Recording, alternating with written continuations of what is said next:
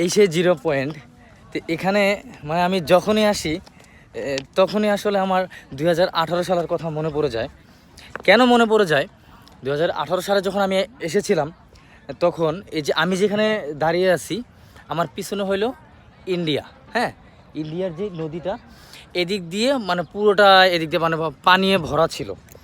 তো আমরা গিয়েছিলাম ওই যে রাজারবাড়ি নামের একটা জায়গা, সেটা হলো ওই যে আমার হাতের ওই পাশে দেখতে পাচ্ছেন, ওই সাইডে গেছিলাম। তো ওইখান থেকে আসার পরে বলতে আমরা ওখানে যখন গিয়েছিলাম ওখানে মানে পানের গাছ আছে, তারা হলো মানে চাকমায়ারা, মানে চাকমা জাতি যাকে বলে, ওনারা ওগুলি মানে চাষাবাদ করতো।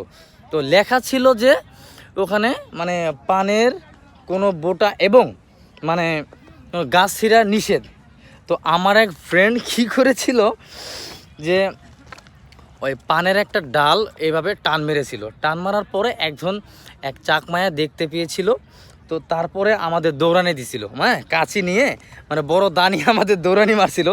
তো আমি আবার কি করছি, আমি জোরে দৌড়াইয়া এই যে দেখতে পাচ্ছেন এই যে জায়গাটা, তো ওইখান থেকে দৌড়ে আসে, আর এখানে পুরোটাই পানি ছিল।